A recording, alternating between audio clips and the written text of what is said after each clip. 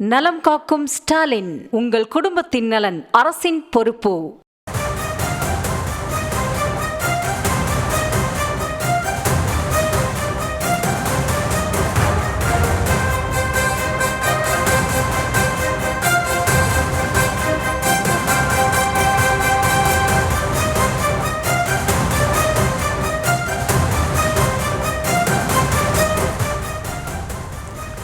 துணை ஜனாதிபதி தேர்தல் செப்டம்பர் 9ஆம் தேதி நடைபெறவிருக்கிறது. இந்த நிலையில்தான் தற்பொழுது துணை ஜனாதிபதிக்கு தேசிய ஜனநாயக கூட்டணி சார்பில் சிபி ராதாகிருஷ்ணன் வேட்பாளராக அறிவிக்கப்பட்டிருக்கிறார். இவர் அறிவிக்கப்பட்டதில் பல்வேறு கருத்துக்கள் முன்வைக்கப்படுகிறது. குறிப்பாக இவர் தமிழகத்தை சார்ந்தவர் என்பது குறிப்பிடத்தக்கது. 2026 சட்டமன்ற தேர்தல் வரக்கூடிய சூழலில் தற்பொழுது பாஜக சிபி ராதாகிருஷ்ணன் அவர்களை இந்த துணை ஜனாதிபதி தேர்தலுக்கான வேட்பாளராக தேர்ந்தெடுத்திருப்பது முக்கியத்துவம் வாய்ந்ததாக பார்க்கப்படுகிறது. இதற்கு முன்னதாக துணை ஜனாதிபதியாக இருந்த ஜெகதீப் தன்கர் தன்னுடைய பதவியை ராஜினாமா செய்திருந்தார். அதனைத் தொடர்ந்து பல்வேறு கருத்துக்களும் பல்வேறு கண்டனங்களும் முன்வைக்கப்பட்ட பிறகு தற்பொழுது பாஜக நாடாளுமன்ற கூட்டுக்குழுவிற்கு பின்னர் அந்த ஆலோசனைக்கு பின்னர் சிபி ராதாகிருஷ்ணன் துணை ஜனாதிபதி வேட்பாளராக அறிவிக்கப்பட்டிருக்கிறார். செப்டம்பர் 9ஆம் தேதி தேர்தல் நடைபெறவிருக்கிறது. இது ஒரு பக்கம் இருக்க, இத்தனை நபர்கள் இருக்கும் பொழுது தமிழகத்தை சேர்ந்தவரை, அதுவும் அதிமுக பாஜக கூட்டணியில் இருக்கிறது. 2026 சட்டமன்ற தேர்தலுக்கு இன்னும் 8 மாதங்களே இருக்கக்கூடிய சூழலில் தற்பொழுது தமிழகத்தை சேர்ந்த சிபி ராதாகிருஷ்ணன் அவர்கள் தேர்ந்தெடுக்கப்பட்டிருப்பதன் அரசியல் பின்னணி என்ன என்பதை நாம் பார்க்க வேண்டியிருக்கிறது. அது குறித்தான செய்தியை தான் தொடர்ந்து பார்த்து வருகிறோம். இது குறித்து தொடர்ந்து பேசவிருக்கிறோம்.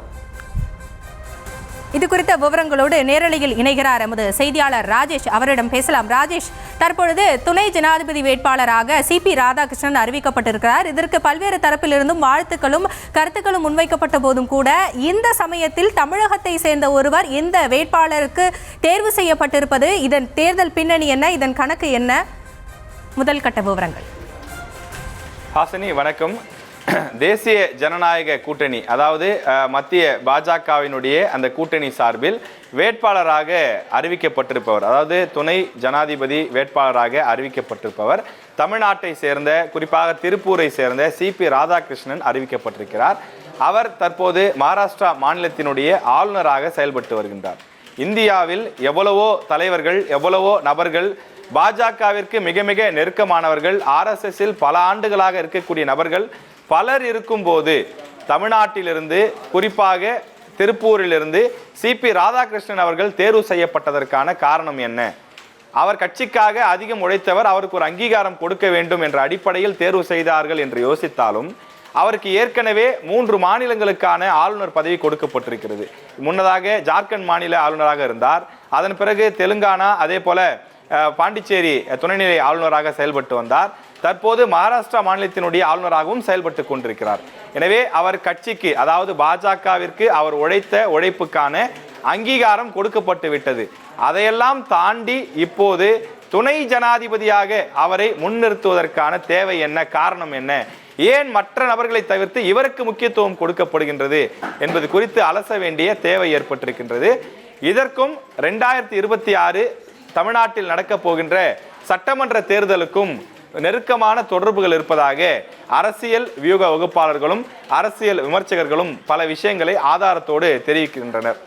குறிப்பாக பாஜகவை பொறுத்தவரையிலே குடியரசுத் தலைவர், துணை குடியரசுத் தலைவர், ஆளுநர், இப்படி முக்கியமான பதவிகளை எல்லாம் அரசியல் ரீதியான கணக்கீடுகளோடு தான் கொடுப்பார்கள். இதற்கு பல உதாரணங்கள் இருக்கின்றது. முர்மு அவர்களை எடுத்துக்கொண்டால் கூட அவரை ஏன் குடியரசுத் தலைவராக தேர்வு செய்தார் என்று சொன்னால், ஒடிசாவில் பழங்குடி மக்களை அதிக வாக்குகளை பெற வேண்டும் என்று சொன்னால் அதற்கான ஒரு காய் நகர்த்தலாகத்தான் அது முன்னிறுத்தப்பட்டது. எனவேதான் முர்மு அவர்கள் குடியரசுத் தலைவராக தேர்வு செய்யப்பட்டார் என்ற விவரங்களை எல்லாம் சுட்டிக்காட்டுகின்றனர். இந்தியா முழுக்க பல மாநிலங்களில் தேர்வு செய்யப்பட்ட நபர்களுடைய விவரங்களையும் அந்த பின்புலங்களையும் ஆராய்ந்து அதனோடு ஒப்பிட்டும் சொல்கின்றார்கள். தற்போது நாம் தமிழ்நாட்டிற்கு வருவோம். இன்னும் 8 மாத காலத்தில் தமிழ்நாட்டில் சட்டமன்ற தேர்தல் நடைபெற இருக்கின்றது. சிபி ராதாகிருஷ்ணனை நியமித்ததன் மூலமாக தமிழ்நாட்டில் பாஜக காலூன்றுவதற்கான ஒரு முயற்சியை மேற்கொண்டு வருவதாக திமுக, காங்கிரஸ் போன்ற பல்வேறு கட்சிகள் இந்த குற்றச்சாட்டுக்களை முன்வைக்கின்றன. அது உண்மையா என்பதை நாம் ஆராய வேண்டிய தேவை ஏற்பட்டிருக்கின்றது. அதாவது சிபி ராதாகிருஷ்ணன் தென் மாவட்டத்தை சேர்ந்தவர், குறிப்பாக திருப்பூர் மாவட்டத்தை சேர்ந்தவர். தென் மாவட்டங்களை பொறுத்தவரையிலே தமிழகத்தில் கிட்டத்தட்ட 60 சட்டமன்ற தொகுதிகள் இருக்கின்றன. அதில் சுமார் 40க்கும் மேற்பட்ட தொகுதிகள் தற்போது திமுக கூட்டணி வசம் இருக்கின்றன. எனவே வரக்கூடிய சட்டமன்ற தேர்தலில் வட மாவட்டங்களுக்கு ஈக்குவலாக சமமாக தென் மாவட்டங்களிலும் அதிகமான வெற்றியை குவிக்க வேண்டும் என்பது பாஜக அதிமுக கூட்டணியினுடைய ஒரு முக்கிய கணக்கீடாக இருக்கின்றது. ஏற்கனவே அதிமுக பாஜக கூட்டணி கொங்கு மண்டலத்தில் வலுவாக இருக்கின்றது. ஆனால் ஒட்டுமொத்த தென் மாவட்டங்கள், அதாவது கன்னியாகுமரி, திருநெல்வேலி, அருகில் இருக்கக்கூடிய தூத்துக்குடி, ராமநாதபுரம், சிவகங்கை, இது போன்ற மாவட்டங்களில் அதிகமான வெற்றிகளை பெற வேண்டும் என்பது அவர்களுடைய இலக்காக இருக்கிறது. எனவே அந்த அடிப்படையிலே தான் முக்குளத்தோர் சமுதாயத்தை சேர்ந்த நயினார் நாகேந்திரன் அவர்கள் பாஜகவினுடைய மாநில தலைவராக நியமிக்கப்பட்டதாகவும் சொல்லப்படுகின்றது. அது மட்டும் இல்லாமல் சமீபத்தில் அண்ணாமலை பாஜக மாநில தலைவர் பொறுப்பிலிருந்து நீக்கப்பட்டார். அவர் கொங்கு மண்டலத்தில் பெரும்பான்மையாக இருக்கக்கூடிய கவுண்டர் சமுதாயத்தை சேர்ந்தவர். எனவே தங்கள் சமுதாயத்தை சேர்ந்த ஒரு தலைவர் நீக்கப்பட்டதால் அந்த சமுதாய மக்கள் கோபமாக இருக்கலாம். எனவே அவர்களை ஒரு கூல் செய்யும் விதமாகத்தான் அதே சமுதாயத்தை சேர்ந்த சிபி ராதாகிருஷ்ணனை துணை குடியரசுத் தலைவராக மாற்றி இருப்பதாகவும் அறிவித்திருப்பதாகவும் அந்த வேட்பாளராக அறிவித்திருப்பதற்கான காரணங்களை பட்டியலிடுகிறார்கள். இப்படி தென் மாவட்டத்தை சேர்ந்த கவுண்டர் சமுதாயத்தை சேர்ந்த சிபி ராதாகிருஷ்ணன் அவர்களை துணை குடியரசுத் தலைவர் வேட்பாளரில் களமிறக்கி வெற்றி பெற வைப்பதன் மூலமாக அந்த கவுண்டர் சமுதாய மக்கள் மட்டுமில்லாமல் தென் மாவட்டங்கள், குறிப்பாக ஒட்டுமொத்த தமிழ்நாட்டு மக்களும் பரவாயில்லையே, பாஜக தமிழ்நாட்டை சேர்ந்த தமிழர் ஒருவருக்கு இவ்வளவு பெரிய அங்கீகாரம் கொடுத்திருக்கிறதே, தமிழர்களை மத்திய பாஜக எந்த அளவுக்கு நேசிக்கின்றது என்று தமிழ்நாட்டை சேர்ந்த மக்கள் அதிக அளவில் விரும்பி பாஜக கூட்டணிக்கு வாக்களிப்பார்கள் என்ற ஒரு அரசியல் கணக்கீடு இருப்பதாக சொல்லப்படுகின்றது. அதே நேரத்தில் திமுகவிற்கும் இதன் மூலமாக ஒரு நெருக்கடி கொடுக்கலாம் என்று சொல்கிறார்கள். இப்போது தமிழர் ஒருவர் பாஜக சார்பிலே வேட்பாளராக நிறுத்தப்பட்டிருக்கிறார், துணை குடியரசுத் தலைவர் வேட்பாளராக நிறுத்தப்பட்டிருக்கிறார். இதற்கு யார் யாரெல்லாம் வாக்களிக்க வேண்டும்? இந்தியாவில் இருக்கக்கூடிய அனைத்து எம்பிக்களும் வாக்களிக்க வேண்டிய தேவை ஏற்பட்டிருக்கிறது. இந்த வேட்பாளரை திமுக ஆதரிக்கிறதா இல்லையா என்ற ஒரு கேள்வி வரும். இது நிச்சயமாக திமுக ஆதரிப்பதற்கான வாய்ப்பு இல்லை. காலையிலிருந்து ஊடகங்களை சந்திக்கக்கூடிய அந்த கட்சியினுடைய செய்தி தொடர்பாளர்களும் இதைத்தான் தெரிவித்து வருகிறார்கள். அப்படியானால் ஒரு தமிழரை வேட்பாளராக ஏற்க திமுக மறுக்கிறது. பாருங்கள், தமிழர் என்று திமுக பல ஆண்டு காலமாக பேசி வருகிறது. ஆனால் தமிழருக்கே துரோகம் செய்கிறது. ஒரு தமிழர் இந்தியாவினுடைய துணை குடியரசுத் தலைவராக வரக்கூடாதா?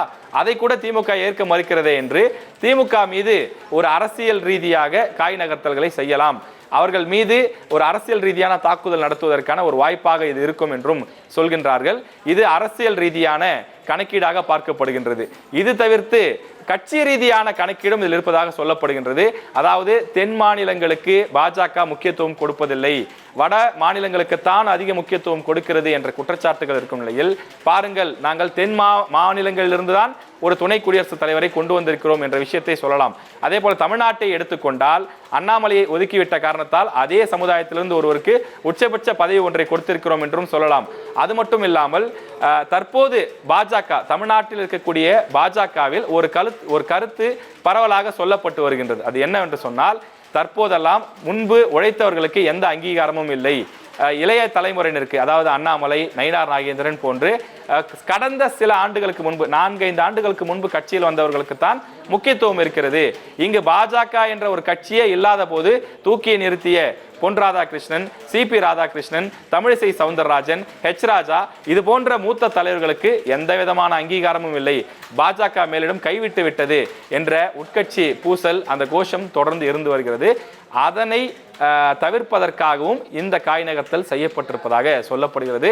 சிபி ராதாகிருஷ்ணன் போன்று கட்சிக்காக உழைத்தவர்களுக்கு நாங்கள் எத்தனை ஆண்டுகளானாலும் முக்கியத்துவம் கொடுப்போம், உயர் பதவிகள் கொடுப்போம் என்று சொந்த கட்சியினருக்கு நிரூபிப்பதற்காகவும் கூட இந்த ஒரு வேட்பாளர் தேர்வு நடைபெற்றிருப்பதாக சொல்லப்படுகின்றது. எனவே ஒரு வேட்பாளரை தேர்வு செய்திருப்பதன் மூலமாக உள்ளூர் அரசியல் தொடங்கி தேசிய அரசியல் வரை, உட்கட்சி முதல் சட்டமன்ற தேர்தல் வரை பலவிதமான காய் நகர்த்தல்களை இந்த வேட்பாளரை முன்னிறுத்தி இருப்பதன் மூலமாக பாஜக பின்னால் இருந்து இந்த விஷயங்களை எல்லாம் செய்வதாக சொல்லப்படுகின்றது.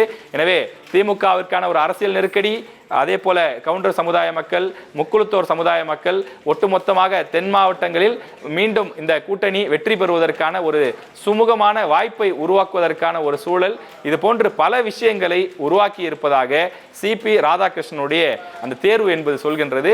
இதில் அவருடைய தாயார் சொல்லக்கூடிய கருத்தும் ஒரு முக்கியமான கருத்து.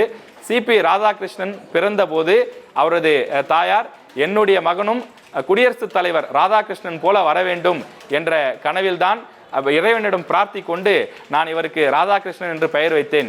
இவரும் இன்றைக்கு துணை குடியரசுத் தலைவராக வரப்போகிறார் என்பது மகிழ்ச்சியாக இருக்கிறது என சிபி ராதாகிருஷ்ணனின் தாயார் பகிர்ந்திருக்கின்றார்.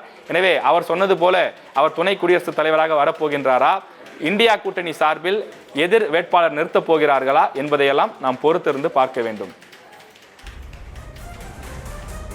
நிச்சயமாக நன்றி ராஜேஷ். களத்திலிருந்து தகவல்களை பகிர்ந்து கொண்டமைக்கு மிக்க நன்றி. நலம் காக்கும் ஸ்டாலின், உங்கள் குடும்பத்தின் நலன் அரசின் பொறுப்பு.